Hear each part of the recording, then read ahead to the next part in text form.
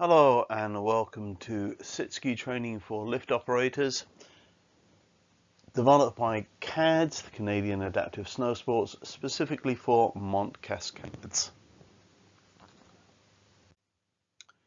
So what's the goal here? If you're watching this video, then you're likely to be working as a lifty operator at Mont Cascade. One group of people who ski at Mont Cascades are Sitskis, and they use the chairlifts. This is a video on how you can assist sit skiers and their associated instructors in using the chairlifts. This video is about 10 minutes long, and there is a French version if you prefer that. This is a Sitski. More precisely, this is a mountain man model of Sitski, which is what we mostly use at Mont Cascades. A couple of details about how the mountain man Sitski works. The Sitski can open at the front with a hinge.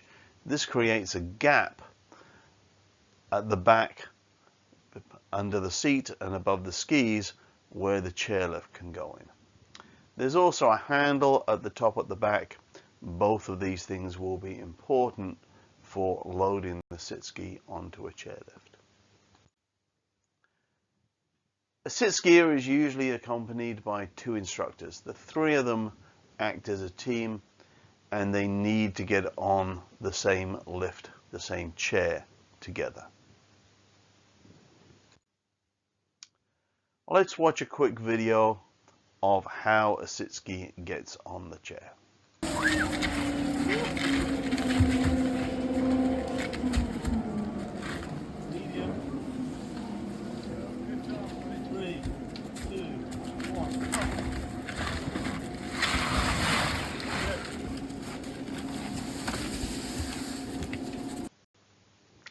It's really not very different from any other skier getting on a lift, but let's break it down.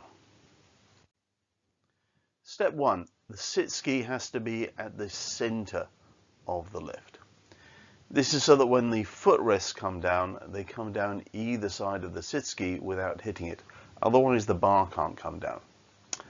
Because of this, there is no room for a fourth person on the chair, just the three of them.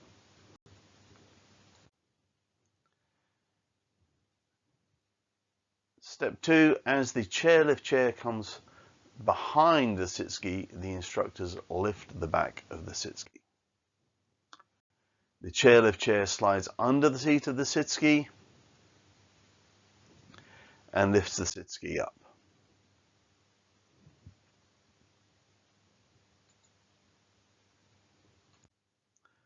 So, what can you do to help as a lifty? Well, we'll go through some things you can do. Number 1, you could mark the center point. If you could mark the yellow line directly under the center of the chair, that would be helpful to give us a visual mark to aim for when positioning the Sitski. It could be a piece of tape or a blob of paint. But that might be more of an ops management issue than a lifty thing. Number 2, slow it down. Ideally, we prefer a mid-speed. Slower gives us more time to react, but if it's really slow, we have to hold up the Sitski for longer, and it's heavy.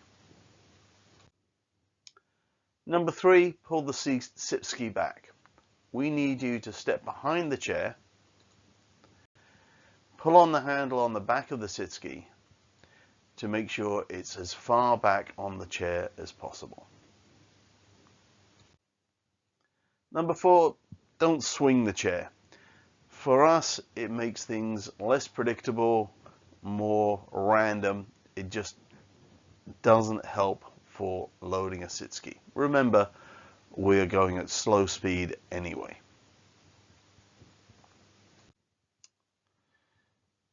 Do we need an empty chair ahead of us or behind us? No. We're about as capable of getting on and off the chair as any other skiers. 95% of the time we can just use the next chair in line.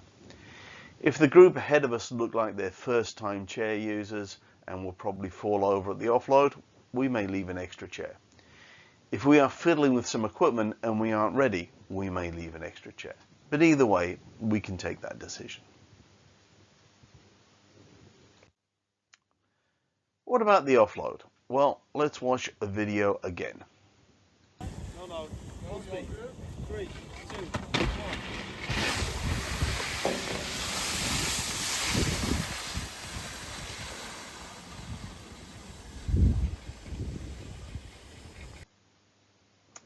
Okay, now let's break it down again.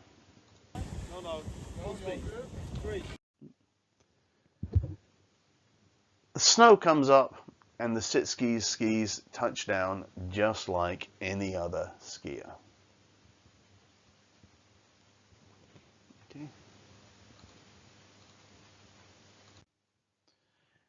And then the instructors push the Sitski forward and tip it to get it disconnected from the chairlift. And then we ski away with an instructor holding the handlebar of the Sitski.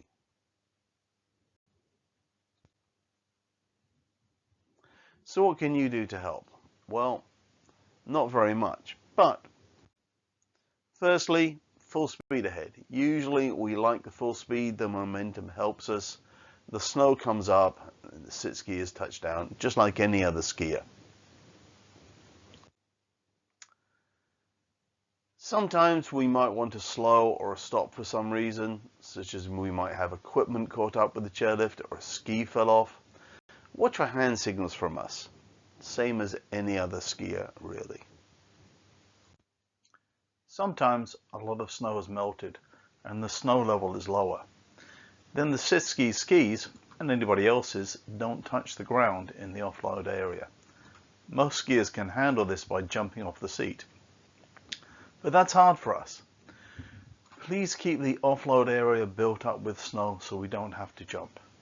16 to 22 inches, 40 to 70 centimeters from the chair to the ground is good.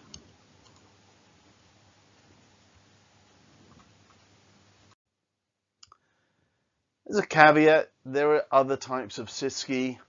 They can have different loading procedures. Some Sitskiers load and unload independently.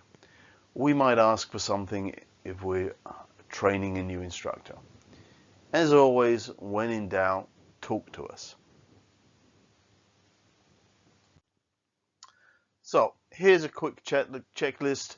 Maybe you could take a photo of this screen. Loading the Sitski, mark the center point, slow it down, medium if possible. Pull the Sitski back once loaded and don't swing the chair. Unloading the Sitski, full speed is preferred. Watch for hand signals in case we need a slow or a stop, and please maintain the offload height so we don't have to jump. That's it. Thanks for watching. If you have any questions, you can contact us at this website or at this email. Again, this short training video was prepared by Canadian Adaptive Snow Sports CADS, specifically for Mont Cascades lift operators. If you have any questions, you can contact us on the website. Otherwise, we will see you on the slopes.